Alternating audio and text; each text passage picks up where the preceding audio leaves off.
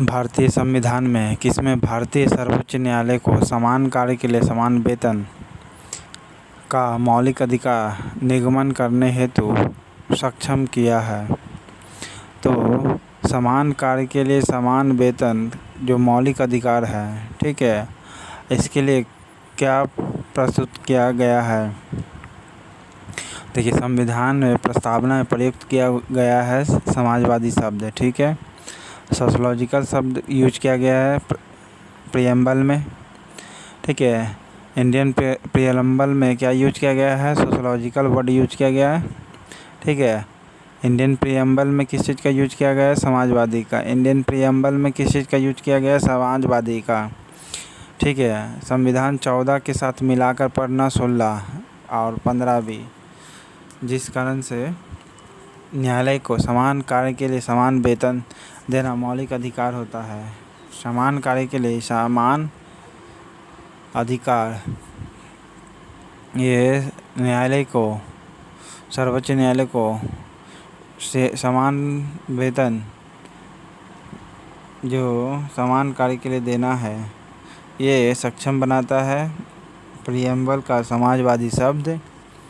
Preamble में जो युक्त है समाजवादी शब्द और संविधान के अनुच्छेद 14 को मिलाकर पढ़ना और अनुच्छेद 16 को मिलाकर पढ़ना। चेन्नई राज बनाम चंपकंप दोहराए राजन मुकदमे में भारतीय सर्वोच्च न्यायालय के निर्णय के परिणाम स्वरूप निम्नलिखित में किस मौलिक अधिकार को संशोधित किया गया था? भेदभाव के विरुद्ध मौलिक अधिकार को संशोधित किया गया था। मौलिक अधिकार को संशोधित किया गया था भेदभाव के विरुद्ध चेन्नई राज चंपकम दोहराए राजन मुकदमे में।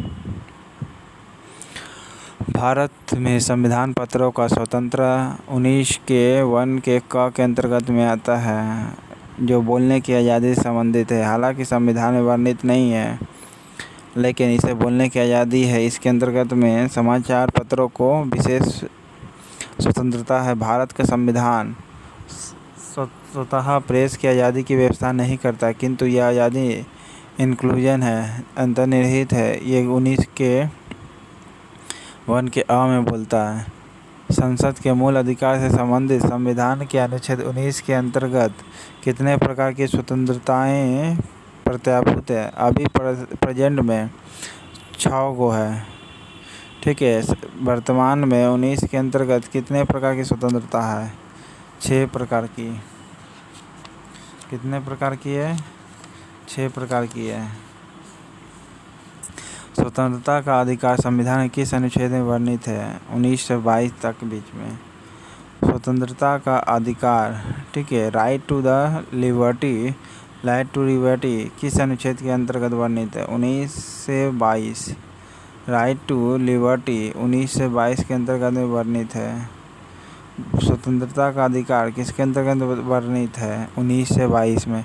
अनुच्छेद 19 में वर्णित स्वतंत्रता निम्न में से किसको प्राप्त है? केवल भारतीय नागरिकों को, ठीक है, ना कि भारत में पैदा होने सभी व्यक्ति को।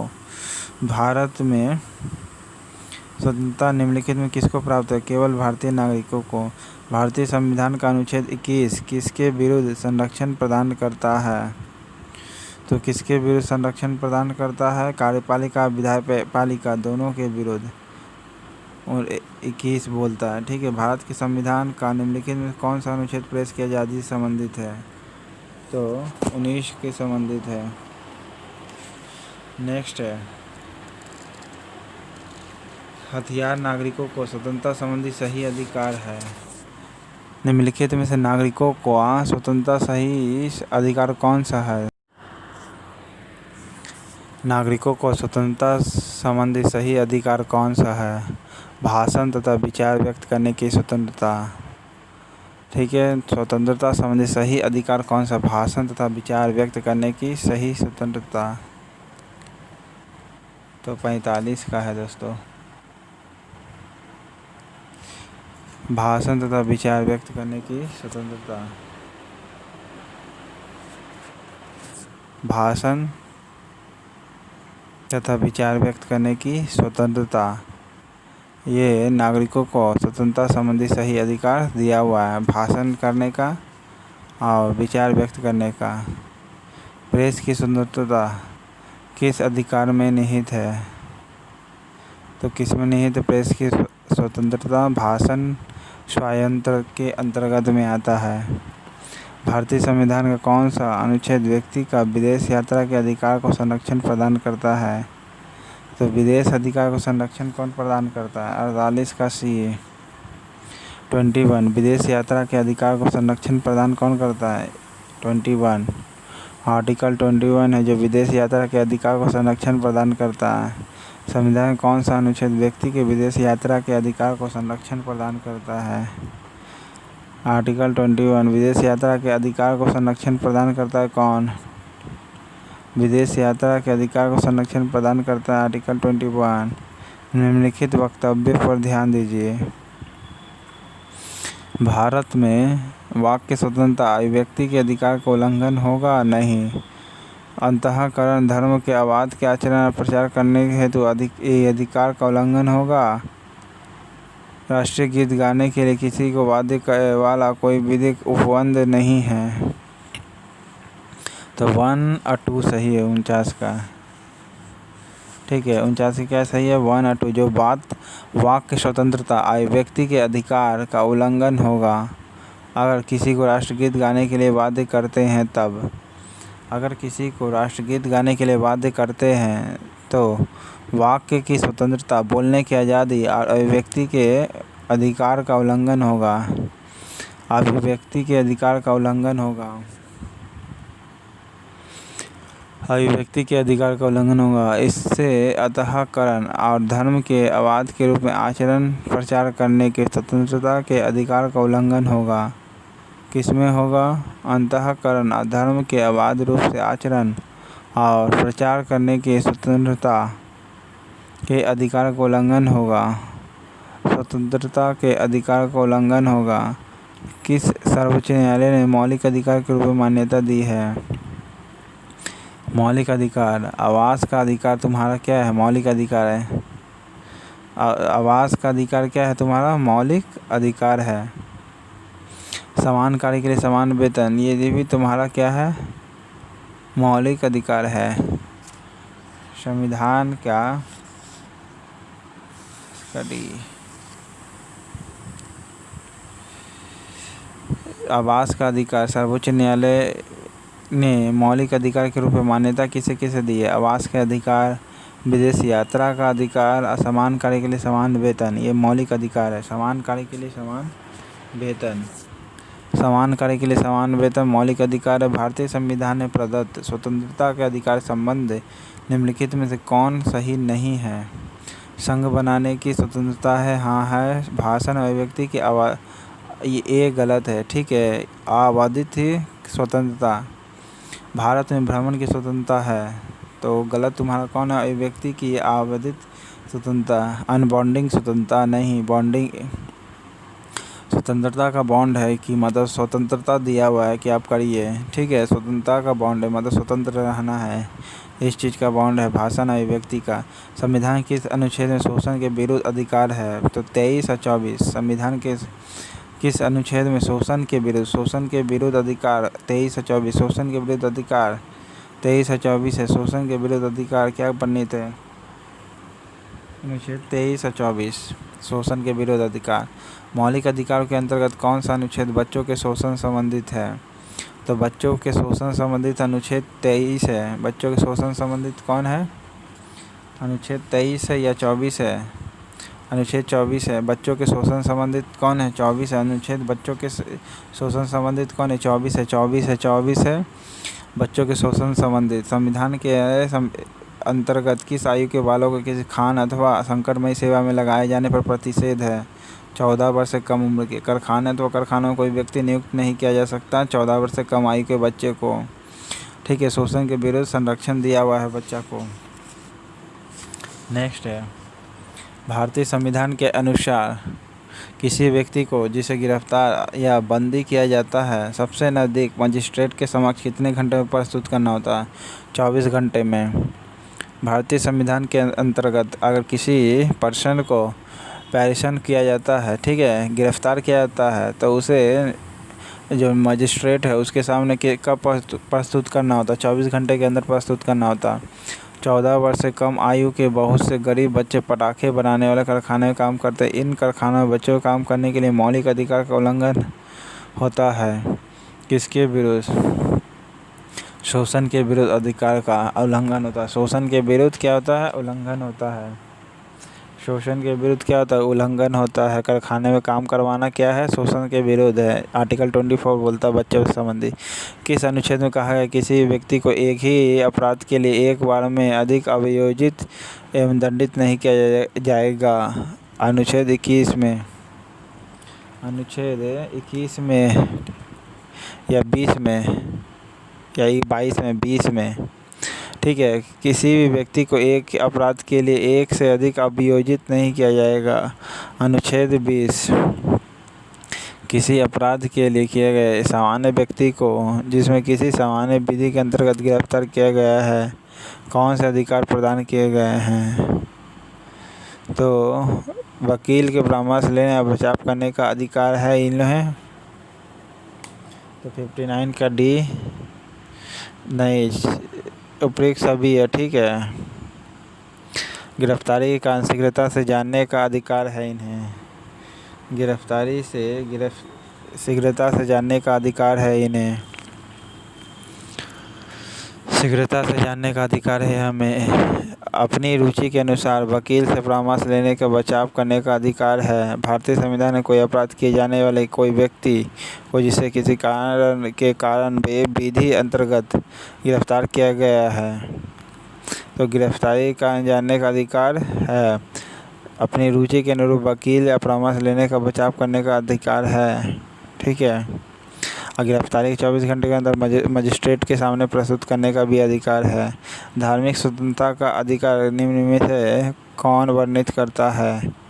तो 25 से लेकर 30 ये तुम्हारा धार्मिक स्वतंत्रता का अधिकार देता है। धार्मिक स्वतंत्रता का अधिकार कौन देता है? 25 से लेकर 30 तक। 25 से लेकर 30 तक धार्मिक स्वतंत्रता का अधिकार देता है। भारतीय संविधान के अनुच्छेद 25 का संबंध किससे है? तो अल्पसंख्यकों की स्वतंत्रता से संबंधित है। संविधान के अनुच्छेद 25 क्या है? अल्पसंख्यकों की स्वतंत्रता। अल्पसंख्यकों की स्वतंत्रता लिबर्टी ऑफ माइनॉरिटी को अधिकार है।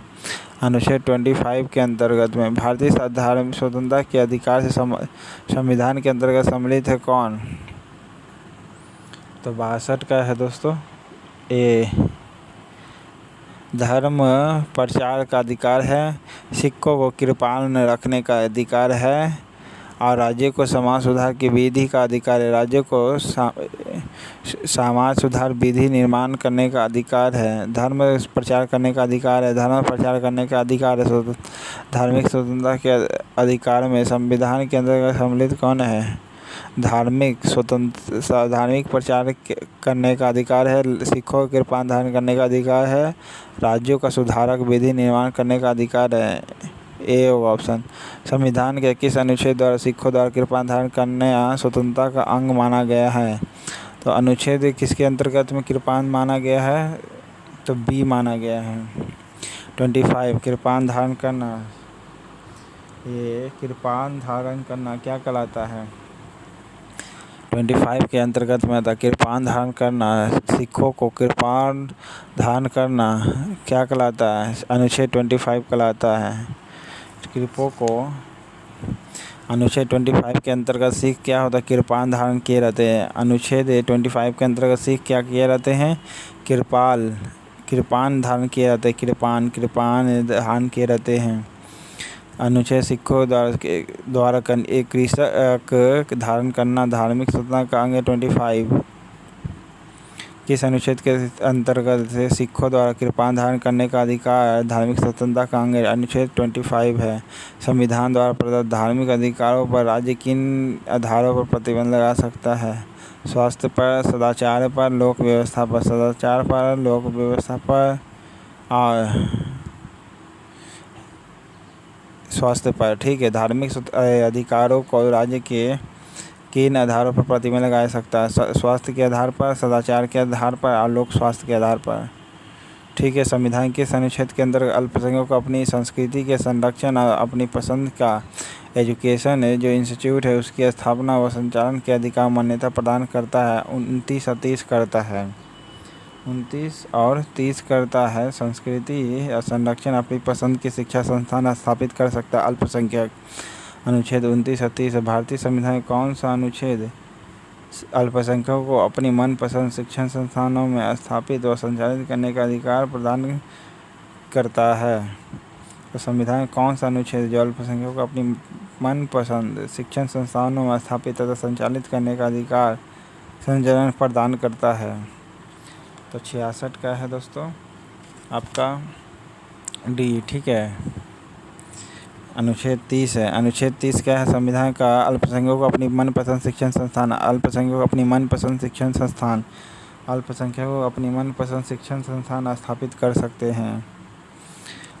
आर्टिकल से किसके अंतर्गत में? 30 के अंतर्गत में अल्पसंख्यक अपना शिक्षण संस्थान मनपसंद स्थापित कर सकते हैं। आर्टिकल 30 के अंतर्गत में धार्मिक स्वतंत्रता का अधिकार किस अनुच्छेद के द्वारा दिया गया है? 25 के अनुसार धार्मिक स्वतंत्रता किस अनुच्छेद के द्वारा दिया गया है?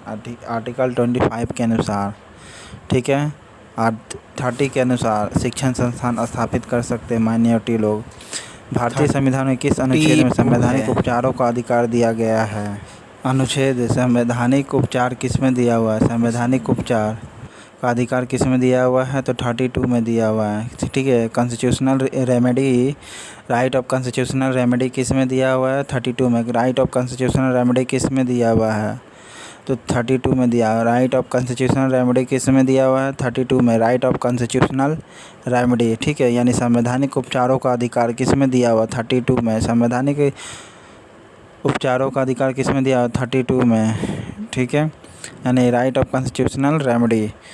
निम्नलिखित में से मौलिक अधिकारों में से किसे डॉक्टर BR अम्बेडकर ने संविधान का हृदय व आत्मा कहा था? तो किसको कहा था? संवैधानिक उपचारों का अधिकार कहा था। ठीक है। यानी राइट ऑफ कॉन्स्टिट्यूशनल रेमेडी जो है इसको संविधान भीमराव अम्बेडकर ने क्या कहा था? संविधान का हृदय व आत्मा कहा था। हृदय व आत्मा ऐसा किसको कहा था? संविधान के उपचारों का अधिकार। संवैधानिक उपचारों का अधिकार जो है ये आपका क्या है? संविधान का हृदय व आत्मा कहा गया है। संवैधानिक उपचारों का अधिकार किन परिस्थितियों में निलंबित हो जाता है? तो किन परिस्थितियों में निलंबित हो जाता है?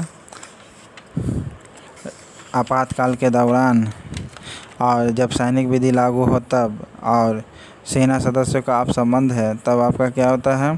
संवैधानिक उपचारों का अधिकार किन परिस्थितियों में निलंबित हो जाता है? तो आपातकाल की स्थिति में, आपात स्थिति की घोषणा के दौरान ही, ठीक है, ये आपका क्या होता है? संवैधानिक उपचारों का जो अधिकार है वो क्या होता है? निलंबित हो जाता है। और जब आप सैनिक विधि लागू हो तब भी ये क्या होता है? आपात विधि संवैधानिक रेमेडी जो होता है समाप्त हो जाता है। ठीक है। कॉन्स्टिट्यूशनल रेमेडी समाप्त हो जाता है। सेना सदस्य के संबंध में भी, सेना सदस्य हैं आप, तब भी आपका क्या होता है? संवैधानिक जो रेमेडी है, कॉन्स्टिट्यूशनल रेमेडी आपका भी समाप्त हो जाएगा। सेना में तो सैनिक विधि लागू है तब, यानी कि आर्मी लॉ लागू है, ठीक है, आर्म्स एक्ट लागू है तब भी, और आपात स्थिति में भी। निम्नलिखित में से कौन अधिकार भारतीय संविधान के अनुच्छेद 32 के अंतर्गत प्रवर्तित किए जा सकते हैं? तो मौलिक अधिकार को क्या किया गया है? प्रमोटेड किया जाएगा। ठीक है। 32 के अंतर्गत में क्या किया गया है? तो मौलिक अधिकारों का भारतीय संविधान के अनुच्छेद 32 के अंतर्गत क्या प्रमोटेड किया गया है?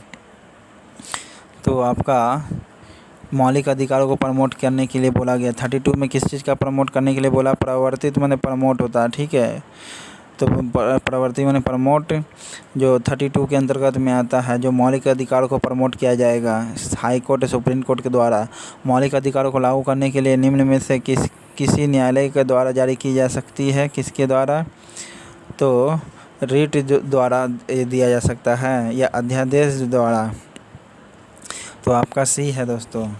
ठीक है। रीट द्वारा मौलिक अधिकारों को लागू करने के लिए दिया जा सकता है। मौलिक अधिकारों को मौलिक अधिकार को लागू करने के लिए रिट दिया जा सकता है। रिट किसे दिया जा सकता है? किसी न्यायालय द्वारा जारी किया जा सकता है। मौलिक अधिकार को लागू करने के लिए रिट दिया जा सकता है। मौलिक अधिकार को लागू करने के लिए किसको क्या दिया जा सकता है? रिट दिया जा सकता है। मौलिक अधिकारों को न्यायालय द्वारा जारी किया जा सकता है क्या? रिट। ठीक है, रिट जारी किया जा सकता है। मौलिक अधिकार को लागू करने के लिए क्या जारी किया जाता है? न्यायालय से रिट जारी किया जाता है, जिसे समादेश भी कहते हैं। समादेश व्यक्तिगत स्वतंत्रता के लिए निम्नलिखित में से कौन सी रिट याचिका दायर की जा सकती है? व्यक्तिगत स्वतंत्रता के लिए बोल रहा है तो हैबियस कॉर्पस कहा जाता है। ठीक है, हैबियस कॉर्पस कहा जाएगा या सर्टियोररी, तो हैबियस कॉर्पस कहा जाएगा, जिसका मतलब होते हैबियस कॉर्पस कहा जाएगा। व्यक्तिगत स्वतंत्रता के लिए कौन सा रिट याचिका दायर की जाती है? हैबियस, HABUS, हैबियस कॉर्पस का, CORPUS का, कॉर्पस का, हैबियस कॉर्पस रिट डाला जाता है व्यक्तिगत स्वतंत्रता के लिए। ठीक है, व्यक्तिगत स्वतंत्रता के लिए कौन सी याचिका डाली जाती है? Habeas corpus, habeas corpus. ठीक है, व्यक्तिगत स्वतंत्रता के लिए हैबियस कॉर्पस। व्यक्तिगत स्वतंत्रता के लिए कौन सा रिट डाली जाती है? Habeas corpus. व्यक्तिगत स्वतंत्रता के लिए कौन सा रिट डाली जाती है? हैबियस कॉर्पस का। व्यक्तिगत स्वतंत्रता के लिए कौन सा रिट डाली जाती है? हैबियस कॉर्पस, जिसे बंदी प्रत्यक्षीकरण भी कहते हैं। ठीक है, बंदी प्रत्यक्षीकरण भी कहते हैं, व्यक्तिगत स्वतंत्रता से संबंधित है। विभिन्न प्रकार के समादेश, जिसे रिट कहते हैं। ठीक है, समादेश माने रिट जारी करने का अधिकार सर्वोच्च न्यायालय के अतिरिक्त किन न्यायालय को प्राप्त है? तो राज्य का जो हाई कोर्ट है उसे सिर्फ है, ना कि जिला का। राज्य का जो हाई कोर्ट है उसे क्या रिट जारी करने का अधिकार है। हैबियस कॉर्पस, जिसे बंदी प्रत्यक्षीकरण करते हैं, इसके अतिरिक्त निम्न में से किस याचिका को उच्च न्यायालय जारी कर सकता है? तो सर्टियोररी भी जारी कर सकता है, मैंडामस भी जारी कर सकता है, क्वा वारंटो भी जारी कर सकता है, और प्रोहिबिशन भी जारी कर सकता है। ओके, प्रोहिबिशन भी जारी कर सकता है, यानी इनमें से सभी है। ठीक है, यानी चारों है। बंदी प्रत्यक्ष हैबियस कॉर्पस के अतिरिक्त किस प्रकार की याचिका उच्च न्यायालय जारी कर सकता है?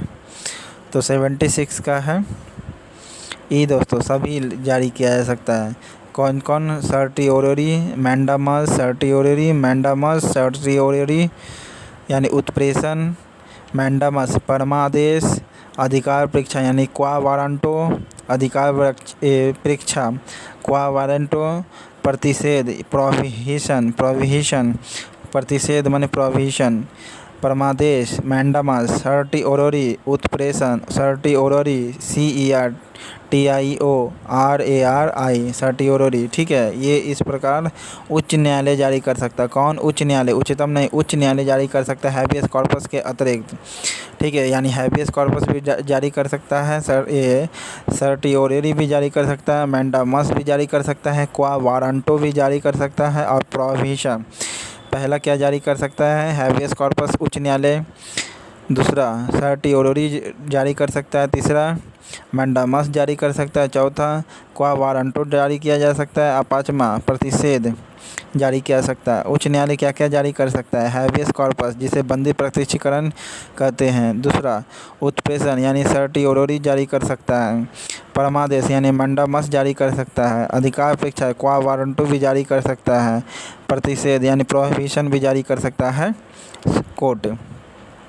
बंदी प्रत्यक्षीकरण, जिसे हैबी कॉर्पस रिट कहते हैं, कि किसके अंतर्गत में जारी किया जा सकता है? देखिए, किसी व्यक्ति निरुद्ध व्यक्ति द्वारा दाखिला की जा सकती है, केवल विहितबद्ध व्यक्ति द्वारा दाखिला की जा सकती है, किसी भी निजी व्यक्ति द्वारा दाखिल की जा सकती है, निरुद्ध व्यक्ति हित व्यक्ति दोनों द्वारा दाखिल की जा सकती है। तो 77 का है डी दोस्तों। ठीक है, निरुद्ध व्यक्ति और हित व्यक्ति दोनों के विरुद्ध जारी की जा सकती है। ठीक है, हैबियस कॉर्पस किसके किसके विरुद्ध जारी की जा सकती है? निरुद्ध व्यक्ति और हित व्यक्ति दोनों के विरुद्ध जारी की जा सकती है। हैबियस कॉर्पस किसके किसके अंतर्गत में रिट दायर किया जा सकता है? तो निरुद्ध व्यक्ति और हित व्यक्ति दोनों के द्वारा की जा सकती है। बंदी प्रत्यक्षीकरण यानी हैबियस कॉर्पस रिट जो है किसके अतिरिक्त जारी किया जा सकता है? निरुद्ध व्यक्ति के अतिरिक्त या हित व्यक्ति दोनों के ओर दाखिला की जा सकती है। निरुद्ध व्यक्ति या हित व्यक्ति दोनों के द्वारा दाखिला की जा सकती है। ये हैबियस कॉर्पस रिट याचिका के अंतर्गत में, ठीक है। रिट या हैबियस कॉर्पस के अंतर्गत में कौन कौन रिट जारी कर सकता है? निरुद्ध व्यक्ति और हित व्यक्ति। हैबियस कॉर्पस रिट कौन कौन जारी कर सकता है? निरुद्ध व्यक्ति और हित व्यक्ति दोनों दाखिला की जा सकती है। किस व्यक्ति में बंदी प्रत्यक्षीकरण याचिका यानी हैबियस कॉर्पस जारी किया जा सकता है? तो दोषपूर्ण पुलिस बंदी के अंतर्गत में, दोषपूर्ण बंदी पुलिस बंदी नज़रबंदी के अंतर्गत में हैबियस कॉर्पस रिट जारी की जा सकती है। दोषपूर्ण पुलिस बंदी प्रत्यक्षीकरण के नज़रबंदी के अंतर्गत में रिट जारी कर सकता है कौन सा? हैबियस। अगर कोई पुलिस गलत तरीके से जेल में बंद करता है तो उसके अतिरिक्त उसके लिए कौन सा रिट याचिका दायर की जा सकती है? हैबियस कॉर्पस जारी की जाती है। किस व्यक्ति को अवैध निरोध के मामले में न्यायालय द्वारा जारीकृत परमादेश यानी मैंडामस निम्न में से कौन है? तो आपका मैंडामस परमादेश है, ठीक है। किस व्यक्ति द्वारा अवैध निरोध मामले में मैंडामस जारी कर सकता है? तो बंदी प्रत्यक्षीकरण के मामले में हैबियस कॉर्पस। अवैध निरोध के मामले में न्यायालय द्वारा जारीकृत परमादेश निम्न में से कौन है? बंदी प्रत्यक्षीकरण है। किसी व्यक्ति का अवैध निरोध के मामले में न्यायालय द्वारा जारीकृत परमादेश निम्न में से कौन है? तो बंदी प्रत्यक्षीकरण है यानी हैबियस कॉर्पस है। हैबियस कॉर्पस है जो आपका किसी व्यक्ति का अवैध निरोध के मामले में न्यायालय द्वारा जारीकृत परमादेश बंदी प्रत्यक्षीकरण कहा जाता है। बंदी प्रत्यक्षीकरण कहा जाता है। अवैध निरोध के मामले में न्यायालय द्वारा जारीकृत परमादेश यानी अवैध निरोध के मामले में किसी व्यक्ति का अवैध निरोध होता है, ठीक है, अवैध तरीके से रोका जाता है, उसके लिए जो जारी किया जाता है मैंडामस, क्या जारी किया जाता है? हैबियस कॉर्पस जारी किया जाता है, जिसे बंदी प्रत्यक्षीकरण कहते हैं। यानी किसी व्यक्ति को गलत तरीके से अवैध निरोध कर देता है यानी इलीगल तरीके से रखता है, तब न्यायालय क्या करता है? मैंडामस जारी करता है। किस चीज़ का? हैबियस कॉर्पस का जारी करता है यानी उसको छोड़ने का, यानी बंदी प्रत्यक्षीकरण का करता है, ठीक है। बंदी को प्रत्यक्षी रखे, ये कौन करता है? ये कोर्ट कहेगा, ठीक है। यानी मैंडामस जारी करता है। कौन सा मैंडामस जारी करता है? हैबियस कॉर्पस जारी करता है। किसी व्यक्ति को अगर कोई गलत तरीके से जेल में रखा हुआ है तो हैबियस कॉर्पस डाला जाता है याचिका।